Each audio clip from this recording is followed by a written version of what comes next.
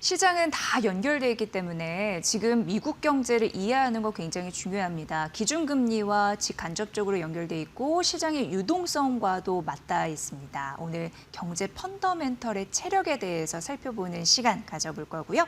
김영진 SPM 리서치 대표 모셨습니다. 어서 오세요, 대표님. 네, 안녕하십니까. 네, 반갑습니다. 네. 지난주부터 얘기가 좀 많이 나왔던 부분이 FOMC에서 이제 중요했던 부분이 12월 1일부로 QT가 마무리된다라는 건데 시청자들 분께서 QT가 도대체 뭐고 뭘 마무리를 한다는 건지 약간 어려울 수 있어요. 그래서 그렇죠. 좀 분석 좀 부탁드릴게요. 예, 이제 12월이 며칠 안 남았습니다. 네. 이제 어제는 뉴욕 시장 휴장이었고요. 오늘 반장만 지나면은 이제 12월입니다. 네. 그런데 12월 들어서 첫날부터 바뀌는 게 QT가 종료된다라는 것이거든요. 그러니까 위기 상황 때 돈을 풀었는데 QE로 풀었는데 그걸 걷어들이는 작업을 계속 그동안에 해왔습니다. 네. 그거를 종료하겠다라는 것입니다. 빨아들이는 거를 그만하겠다. 그렇죠. 예. 그러니까 예전에 맨 처음에 시작했을 때는 그 QT가 금액이 컸습니다. 뭐 월 900억 달러까지도 한 그런 경우가 있었는데 네. 그게 계속 줄어들면서 최근에는 그 한 절반 이하로 한 400억 달러 규모로 월 400억 달러 규모로 줄어들었거든요. 네. 근데 이제 그나마 그것도 이제 빨아들이는 걸 중단하겠다라는 것입니다. 그래서 그 규모를 한번 이 그림으로 놓고 이렇게 보시면은 위에서 고점에서 이렇게 쭉 내려오는 모습을 우리가 관찰할 수 있는데요. 쭉 감소하는 폭이 각도가 점점 줄어들잖아요. 예. 앞에서는 확 떨어졌다가 지금 줄어들고 있는데 이게 고점이 어디에서 시작됐냐면은 8조 9,700억 많죠, 금액이. 예. 그리고 이제 이 저점까지 내려온 게 6조 5,600억 정도. 그러니까 전체적으로 놓고 봤을 때 한 2조 4천억 정도가 감소가 된 거죠. 근데 우리가 최근에 이제 달러 환율 뭐 많이 올라간다 뭐 이런 얘기 나오잖아요. 예, 예, 그리고 예. 달러 인덱스 자체도 또 반전해서 올라가는 그런 모습이 보이고 있고요. 이렇게 그동안에 달러를 빨아들인 것도 그중에 또 한 역할을 한 게 아닌가 그렇게 또 생각이 됩니다. 물론 우리나라 환율이 그것 때문에 뭐 움직였다 이렇게 볼 수는 없겠지만 예. 그것만으로 움직인 게 아니라 이런 요소도 작용을 했고 또 달러 인덱스 자체도 어느 정도 턴해서 올라가는 그런 모습이 나타날 수 있었던 요인 중에 하나다 이렇게 볼 수 있을 것 같습니다. 네. 그러면 이렇게 다 줄이지 않고 다 빨아들지 않고 이렇게 딱 멈추는 이유는 어디에 있다고 보세요? 그렇죠. 여기 네. 보시면은 아까 본 네. 그래프에서 보시면은 이렇게 확 늘어나는 이런 구간이 있어요. 2008년에도 확 늘어난 구간이 있죠. 예. 그리고 2020년 팬데믹 위기 때도 확 늘어났죠. 그 다음에 올라가는 속도는 좀 천천히 올라간단 말입니다. 위기 때는 돈을 왕창 이렇게 한꺼번에 많이 넣죠. 그리고 나서 그 다음에 이제 경제 부양 조치를 위해서 이렇게 천천히 들어가는 겁니다. 예. 근데 지금 내려오는 걸 보면은 거의 올라가는 속도하고 비슷하게 내려오고는 있는데 그게 내려오는 게 이 급하게 넣었었던 그 금액 상단 정도에서 멈추죠. 그게 이번에 2020년 때 넣었었던 그 자금뿐만이 아니라 예. 그 이전에 2008년 금융위기 때 있었죠. 그때 넣었었던 그런 경우도 이 QT를 하다가 오히려 지금보다도 더 높은 곳에서 멈췄거든요. 그래서 네. 위기 때 넣었었던 돈, 그거를 다 감소시키지 못하고 있는 게 사실입니다. 근데 사실 우리가 이 빚지면 갚기가 되게 힘들잖아요. 네, 근데 금리도 이제 높잖아요. 그렇죠. 예. 금리도 높고요. 예. 그래서 이걸 다 갚으면 좋겠지만 예. 그 빚 갚기가 그렇게 쉬운 게 아니죠. 이게 줄이는 것도 그동안에 부작용을 좀 많이 일으켰거든요. 네네네. 줄이면서 아까 달러 인덱스 얘기도 했는데 그래서 이렇게 줄이는 거를 더 진행을 시키면은 이제 부작용이 더 심해질 수 있다. 단기 자금 시장이 좀 경색되는 그런 모습이 나타나고 있기 때문에요. 그래서 이것까지 다 줄이면 좋겠지만 예. 그거는 향후에 이제 뭐 재정 적자 줄이면서 돈이 남아 돌면은 갚을 수가 있겠지만 예. 지금 당장에는 이거 갚기가 좀 힘들어 보이고 단기 자금 시장을 감안하면 이 정도에서 멈추는 게 괜찮겠다. 맞겠다 이렇게 생각이 됩니다. 네. 그래서 축소를 결정하기로 했고 그게 코앞입니다. 12월 1일부터. 그렇죠. 네. 대차 대조표 말씀을 해주셨잖아요, 잠시. 네. 근데 연준에서 최근에 보면은 대차 대조표 확대 가능성을 언급하는 사례가 좀 있어요. 근데 네, 그렇죠. 대차 대조표라는 건 도대체 뭐고 이거를 왜 늘리려고 하는 건지. 그러니까 예. 아까 말씀드린 그 국채를 사서 페드가 샀잖아요. 네. 이제 재무부에서 발행을 하고요. 그 산 금액 자체가 자산에 들어갑니다. 그리고 유동성으로 우리가 생각하고 있는 은행 준비금이라고 불리우는 예. 그 계정이 그 항목이 이제 부채로 잡히고요. 아. 그게 이제 대차 대조표라고 얘기를 하는 것이죠. 네네네.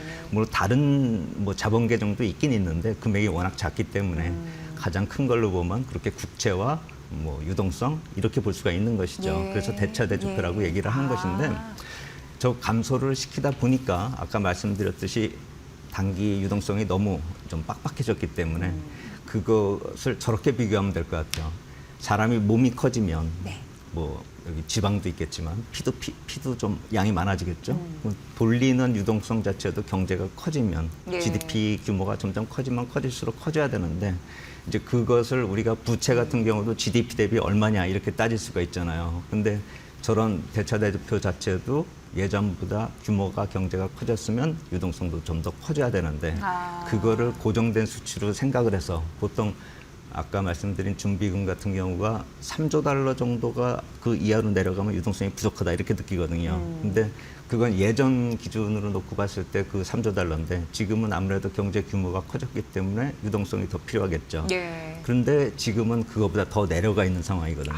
그래서 그거를 보완하고 그 위로 좀 더 늘릴 수 있는 그러니까 패드가 그 국채를 살지 지금 방법은 여러 가지가 나오고 있는데요. 예, 예, 예. 가장 먼저 거론된 게 말씀하신 그 패드가 직접 국채를 매입해서 그 자산 계정을 늘리는 그러면서 또 그게 준비금 쪽으로 갈 테니까 자산과 부채 규모가 모두 다 동시에 증가하는 네. 그게 대차 대조표를 확장하는 개념.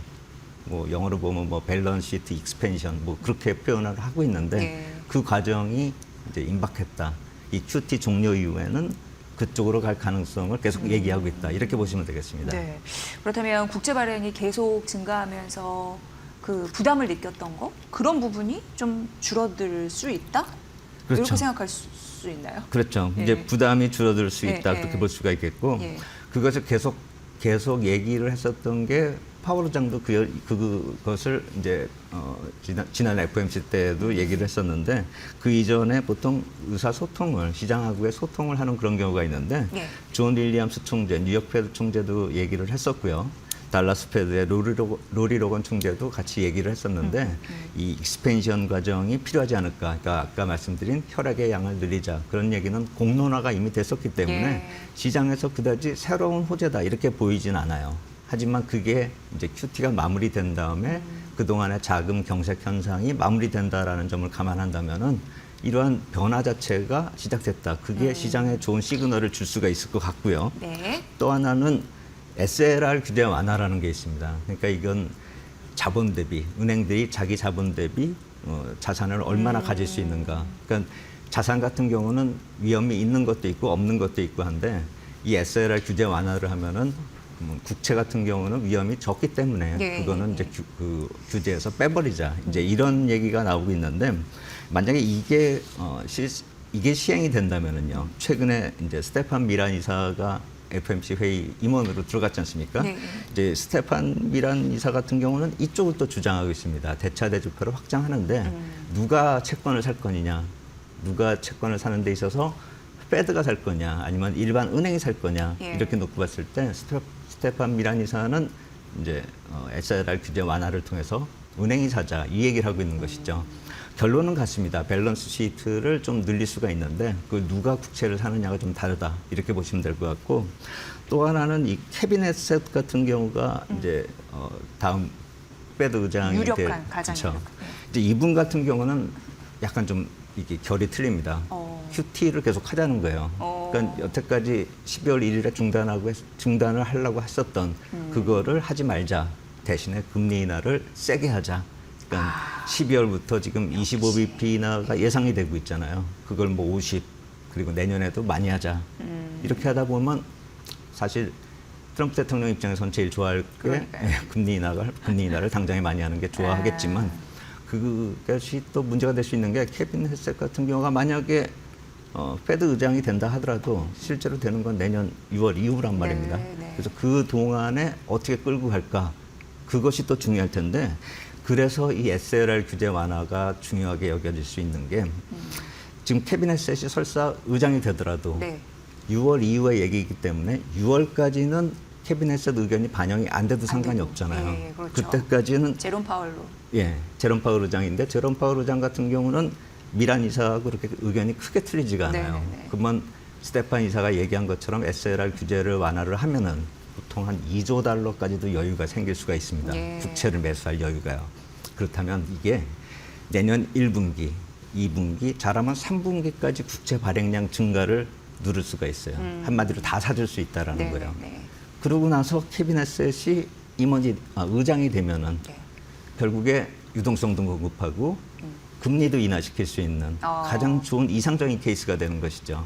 그러니까 이 경우는 페드의 의견이 뭐 대립되고 있다거나 아니면 트럼프 대통령하고 파월 의장이나 이 FMC나 이쪽 간에 알력이 있다 이렇게 볼 것이 아니라 가만히 이 구도를 시간상의 타임테이블 이거를 좀 생각을 해본다면은 내년 2분기까지가 유동성 완화를 하고 그 다음에는 금리 인하 쪽으로 갈 수 있는 최선의 선택이 될 수가 있는 것이죠. 그래서 그 맥락이 될 수 있는 그게 결정이 될 수 있는 게 제 생각에는 한 4월경. 네네. 4월에 재무부 분기 자금 조달 계획이 있단 말입니다. 그때가 중요 포인트가 될 수가 있는 게 이러한 일정을 감안하면은 이 4월이나 아니면 그 7월 사이에서 그런 중요한 결정이 나타날 수 있고 그것이 시장에 상당히 긍정적인 영향을 미칠 수 있다. 12월도 긍정적인 모습이 나타날 수 있는데 시간이 가면 갈수록 더 긍정적인 효과는 커질 수 있다. 이렇게 보시면 될 것 같아요. 대표님 이렇게 차분차분 말씀을 해주시니까 이해가 좀 되네요. 그러니까 서로의 알력 다툼 이거를 벗어나서 그 캐비넷의 그 차기 연준위원장으로 굉장히 유력한 인물인데 이 사람이 되는 걸 또 시장에서 반겼던 이유가 또 있네요. 그렇죠. 어쨌든 지금부터 6월까지 유동성은 늘어났는데 이 차기 연준위원장이 정말 된다면 그때 또 기준금리 인하할 거니까 그렇죠. 유동성 플러스 네. 이렇게 이해하면 되는 거죠. 할 수 있는 건 다 하는 거죠. 그러면 트럼프 대통령 입장에서도 이걸 모르지 않을 텐데 그렇죠. 금리 인하 효과는 있는 거잖아요. 그렇죠. 어. 그게 중요합니다. 네. 금리 인하 효과를 봤을 때 네. 어떤 효과가 날까 그걸 한번 생각해 본다면 네네. 실물 경기 쪽으로 영향을 줄 수 있는 거는 유동성도 뭐 실물 경기 쪽으로 영향을 줄 수 있겠지만 네. 그건 사실 자산 인플레이션 쪽으로 미치는 영향이 좀 크고 그 또 부의 효과로 인해서 2차적으로 경기를 불러일으키는 경기를 활성화시키는 그런 효과가 날 수 있는데 직접적으로 경기를 만들어낼 수 있고 네. 좀 계층별로 뭐 상위 계층도 그렇고 경제 하위 계층도 그렇고 모두 다 좀 유동성 효과와 더불어서 통화 정책의 긍정적인 효과를 느끼려면 금리 인하가 좀 적절하죠. 그러니까 아까 말씀드린 부의 효과는 부의 상위 계층 쪽으로는 금방 영향을 줄 수 있는데 네. 뭐 주식도 오르고 채권도 오르고 하면은 이게 좀 긍정적인 효과가 나타나겠죠. 근데 실질적으로 자산 계층, 하위 계층 쪽은 중하위 계층 쪽은 이런 금리 쪽이 더 영향을 많이 받습니다. 예. 그걸 제가 표로 말씀을 드린 게 여기 모기지 금리가 금리 자체가 낮아지면은 모기지 금리가 낮아지면서 이 리파이낸싱 비율이 높아집니다. 네. 그러니까 이게 우리나라 말로 하면 갈아타기요, 대출 갈아타기. 금리가 낮아지면은 예전에 비싼 금리를 낮은 금리로 바꿔 탈 거 아닙니까 네네네네. 대출을 그 규모가 이렇게 증가를 하다가 최근에 금리가 약간 좀 올라가는 추세 약간 보이니까 또 낮아지고 있는 그 모습을 나타내고 있거든요. 그러니까 갈아타기 자체가 계속 활성화되고 그렇게 된다면은 금리에 대한 부담이 줄어들면서 가계에서 소비 여력이 생기겠죠. 그러네요. 예, 그게 유동성 효과로 긍정적인 효과를 나타낼 수 있다라는 것이고 또 하나 그림은 아까 말씀하신 대로 계층별로 이 자산 구조가 틀립니다. 예. 이 상위 계층 이 0.1% 그리고 상위 10%, 또 상위 1%, 상위 10%, 그다음에 이 아래쪽은 이제 중위권, 그러니까 상위 40%, 그다음에 하위 50%. 이 자산 구조로 보면은 이 위에 밝은 푸른색으로 나타난 게 부동산 비중입니다. 네. 그리고 갈색으로 나타난 게 증권요. 그러니까 증권, 주식하고 주식, 채권요. 채권. 그러다 네. 보니까 아까 말씀드린 대로 첫 번째로 부의 효과가 나타나려면 이제 유동성 공급을 하는데 그 긍정적인 효과는 상위 계층 쪽에서 많이 나타날 수 있다라는 예, 것이죠. 예. 주식과 채권을 많이 가지고 그러네요. 있으니까요. 예. 하지만 금리를 낮춰가지고 긍정적인 효과는 이 아래 계층으로 가면 갈수록 넓어지죠. 주식하고 채권이 별로 없어요, 아래쪽은요. 그러네요. 근데 부동산이 많죠.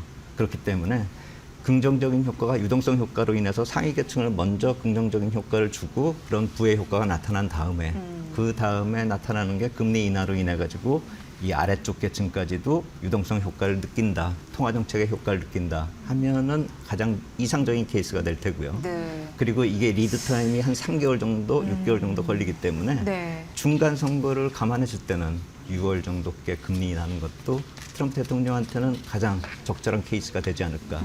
지금 아까 말씀드린 그 타임라인 자체가 네. 트럼프 대통령이 딱딱 만들어 가지는 않아도 지금 아주 제일 좋게끔 형성이 예. 되고 있다. 이렇게 보시면 될 것 같습니다. 근데 이 질문을 좀 반드시 드려야 되겠네요. 그런데 금리 인하가 좀 베스트긴 한데 고른 뭐 부의 균형, 부의 네, 네. 균형 이런 걸 생각해봤을 네. 때는. 근데 금리 인하가 사실 쉽지는 않은 상황이긴 하고 우리나라 같은 경우에도 지금 하방 경직성 이런 걸 좀 느껴지거든요. 아, 그렇죠. 네, 그건 어떻게 우리가 봐야 될지 마지막으로 좀 여쭤볼게요. 예, 그 관련돼 가지고 말씀을 드리려면은 예. 이 표가 가장 적절할 것 같습니다. 이 푸른색 선이요. 네. 기준금리고요. 이 붉은색 선이 예. 실질로 유통금리 수익률입니다. 그러니까 금리를 낮춘다 해가지고 예. 유통 수익률이 같이 내려와 줘야 되는데 그 미리 내려와 버린 그런 경우에 있어서는 나중에 따라 내려오는 게 아니라 그걸 선반영하게 돼 있습니다. 네. 그러니까 금리나 초기에는 유통금리가 먼저 내리는데 나중에 이게 반전돼서 금리가 이제 바닥을 치게 되면은 이 유통금리가 기준금리를 상회하게 됩니다. 그렇기 때문에 기준금리를 내리더라도 효과가 없어지는 것이죠. 그렇네요. 예, 유통금리가 낮아져야 되기 때문에. 그래서 아까 말씀드린 대로 시기가 뭐 중간 선거를 앞두고 어느 정도까지 이렇게 역산을 해서 트럼프 대통령을 위한 시간 뭐 이렇게 따질 수도 있겠지만 예. 실질적으로 기준금리를 빨리 내리지 않으면 그러니까 예. 내년 상반기 안에 내리지 않으면은 언젠가 이제 바닥을 칠 거다라는 생각이 되면 내려봐야 실질 유통 수익률은 더 내리지 않고 거기서 위에서 턴해버려서 올라갈 수가 있기 때문에 이게 내년 상반기 그러니까 이 역시 마찬가지로 한 3월에서 7월 사이 그 정도 더 추가적으로 인하폭이 확대되어야지만 긍정적인 효과가 실물 경기로 간다. 그렇게 예측할 수가 있는 것이죠. 네. 오늘 김영진 대표님의 말씀 들어보니까 금리 그리고 시장의 유동성, 연준의 정책 이런 부분은 굉장히 중요하겠다. 시장 분위기상 네. 이런 생각이 들었고 어려운 개념이었는데 이해하기 쉽게 말씀해 주셔서 좋았습니다. 다음에도 이런 중요한 이슈 있을 때 꼭 좀 부탁드리도록 할게요. 네, 알겠습니다. 자, 오늘 김형진 SPM 리서치 대표님 모시고 말씀드렸습니다. 고맙습니다. 감사합니다.